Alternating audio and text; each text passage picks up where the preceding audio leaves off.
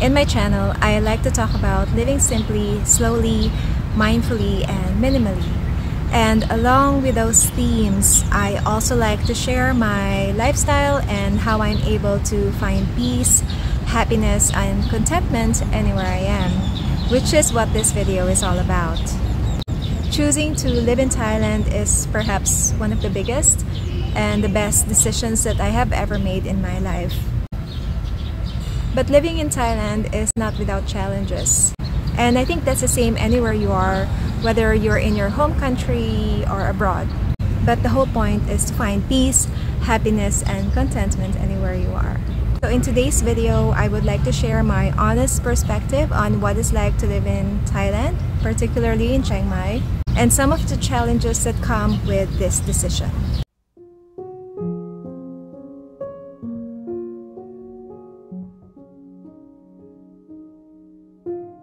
At first, everything feels like an adventure when you're in a foreign country or a new place. This makes things more fun since you're constantly finding and discovering something new. Even something as simple as doing grocery shopping, going on bike rides, or exploring a new hiking trail has a certain enigma. Eventually, the novelty will wear off once you get more accustomed to where you are. But for me, I don't search for a place that can give me some kind of excitement all the time. I choose to live in a place that makes me feel alive, at peace, and content.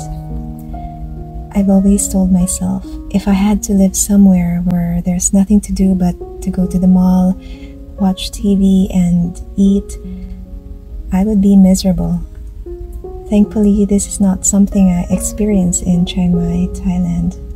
Something as simple as hiking, exploring waterfalls, visiting a cafe, or going to farms make me feel happy and content. Knowing what I want versus what I don't want is key to making some changes to live a more meaningful, soulful life. When moving to a new place, there are logistics to take care of. Finding a place to rent, perhaps securing a proper visa, navigating to a new location, making new friends. All of these things take a lot of work, and it can get stressful at first when you're just getting started. Then there's the language barrier, especially when moving to another country with a language different from yours. Honestly, I can only speak very little Thai, but many locals are conversational in the English language, so that makes things a little easier. In Chiang Mai in particular, it was easy to feel at ease with the locals. Many of the locals we have met are polite and courteous. They are also kind and would go out of their way to help us when we got a flat tire on our motorcycle, or when I couldn't find a ride home and someone offered me a bike ride.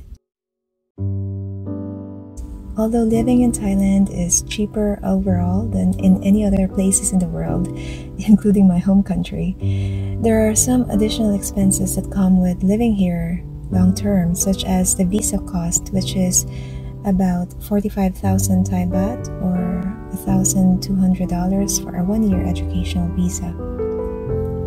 And there are other expenses such as flights. When I visit my son and my family abroad, I also need to book an Airbnb for a month when I go back to my home country, so that's another thing that adds to my expenses.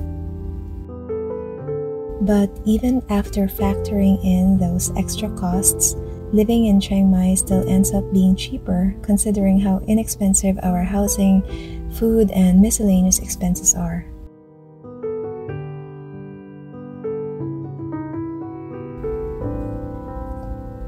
Although I have a few acquaintances in Chiang Mai, I still miss my family and friends back in my home country. My son also lives in the Philippines now because of his schooling, so it is a bit hard for me to be away from him. So I visit him and my family once a year for a couple of months, and thanks to technology, when I'm not with them, it is easy to video chat and make voice calls anytime.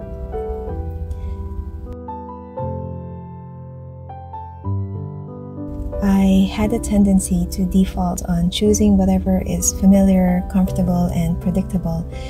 But in spite of the ease that my comfort zone gives me, it does not make me feel alive. It's not that I'm discontent, but I feel that where I used to live did not resonate with my energy. And aside from the high cost of living, I felt too far away from nature, and it just felt so sterile. The nearby activities involved going to shopping malls, which is not exactly my preferred thing to do. When I first visited Chiang Mai in 2018, I immediately fell in love with it. And it was so unexpected because Chiang Mai and even Thailand wasn't even in my radar back then. But it took me by surprise. Chiang Mai took me by surprise. The gentle energy, the nature, the better quality of life at an affordable price. I just knew it was all I've ever wanted. But moving out of our comfort zone can be scary, intimidating, and a lot of work. Yet I ask myself, does staying where I am spark joy and life within me? What if I only had a year to live? Would I really choose to live my remaining months in a place that kills my spirit and does not enliven me? I don't want to sound dark or anything, but the truth is, nobody can tell when our time is up. That's just the reality of life. So for me, I would rather start living now instead of putting my life on hold because of my fears. I believe we all have the freedom to choose and pursue where we want to live within reason.